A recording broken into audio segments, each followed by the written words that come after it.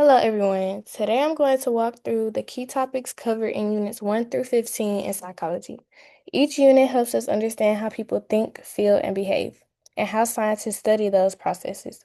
I'll explain what psychology teaches us about learning, development, the brain, personality, and mental health. But let's begin with Unit 1. In Unit 1, it explains how common sense isn't enough in psychology. Common sense might feel obvious, but it's often based on personal beliefs, assumptions, or cultural ideals, not scientific evidence. For example, common sense might say people with similar personalities attract, but research actually shows that people with similar personalities tend to be more compatible. This proves why psychologists rely on scientific methods instead of assumptions. To study behavior, psychologists use descriptive research methods like surveys, case studies, and natural observations. These methods help scientists collect accurate and reliable information. Unit 2 focuses on behavior, which includes anything that we can observe, like talking, reacting, or moving.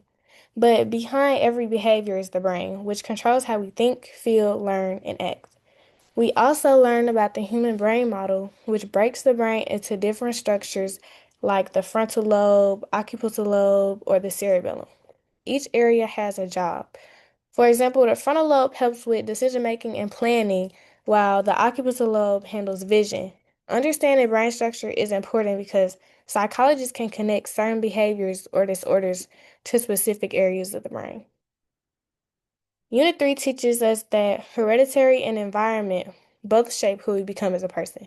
Hereditary gives us our genetic traits like eye color or hair color, while the environment includes our experience like culture, family, and education.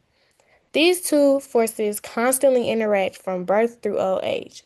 We also studied that physical development milestones, such as when babies learn to walk, talk, crawl, and eventually develop fine motor skills later in life, puberty becomes a major milestone, bringing biological and emotional changes that shape how people behave and see themselves.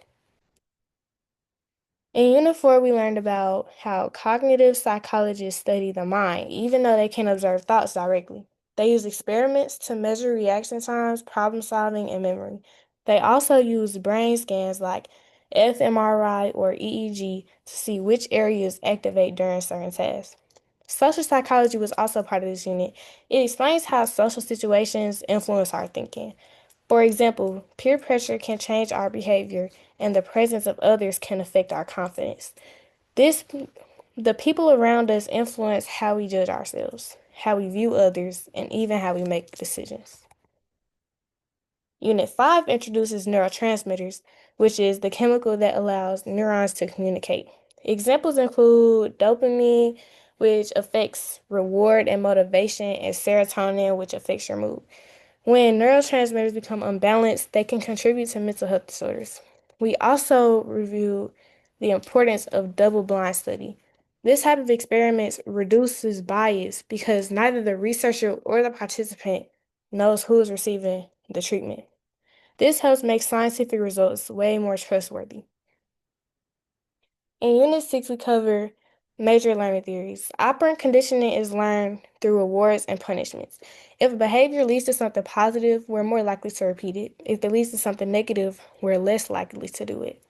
Teachers, parents, and even apps like Duolingo use operant conditioning to encourage certain behaviors. We also learned about observational learning, which means learning by watching others. For example, children usually copy what older people do. Observation learning supports both operant conditioning because we see others being rewarded or punished, and classical conditioning because we learn to associate things just by watching others reacting to them. In Unit 7, we learned that memory works in three major steps: encoding, storage, and retrieval. Memory can be improved by repetition, organizing information into categories, practicing retrieval, and getting enough sleep. Sleep plays a major role because it strengthens memories and helps the brain process information. Cognitive psychologists continue studying mental processes in Unit 8 using experiments and brain scans, but this unit also connects thoughts and health. Our thinking affects how we handle stress, how motivated we are to take care of ourselves, and whether we choose healthy or unhealthy behaviors. For example, negative thinking can increase stress, while positive thinking can encourage healthier habits. Unit 9 focuses more on how we acquire language. Babies learn by hearing the sounds around them, copying them, and gradually connecting words to meanings. Social interaction is essential for language development. We also learn to think through problem solving, experimenting, and learning from caregivers and teachers. As we grow, our thinking becomes more complex and logical. Unit 10 explains more about how emotional development improves as we learn and recognize our feelings. Over time, people develop stronger emotional intelligence, meaning they can better understand their emotion and relate to others' emotions better. We also learn what influences whether we help other people. Things like empathy and a sense of responsibility or realizing no one else is helping can increase the chances that someone will step in. Unit 11 covers an important part of psychology's history. For many years, the mental health field wrongly labeled LGBTQ identities as mental disorders. This caused discrimination and harmful treatments. A major change happened in 1973 when the American Psychiatric Association removed homosexuality from the DSM, which helped shift public understanding. Today, psychologists recognize that mental health struggles in the LGBTQ community are often caused by external stress like bullying, rejection, and discrimination, not by being LGBTQ.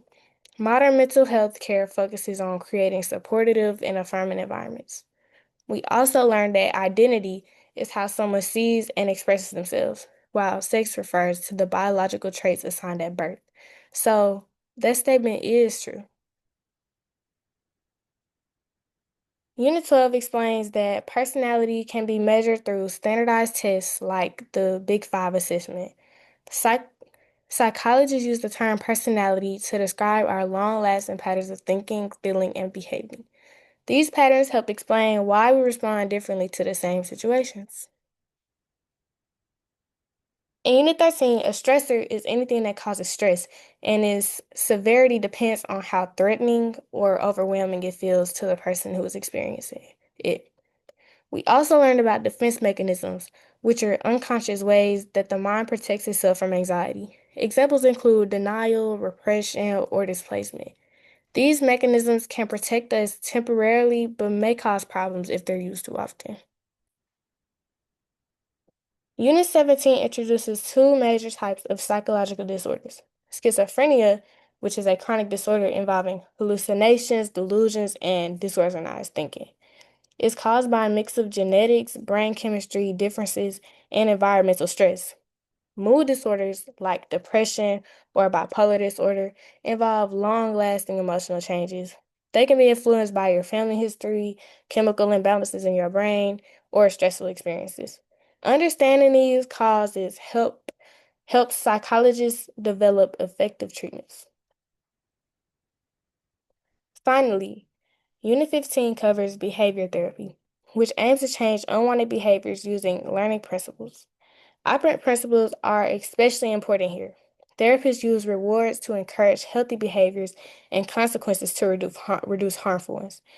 This helps people slowly replace negative habits with positive ones.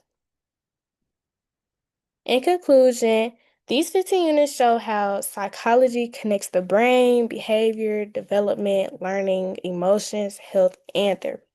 Each unit builds on the idea that understanding the mind helps us understand ourselves and others. Psychology gives us tools to improve our mental health,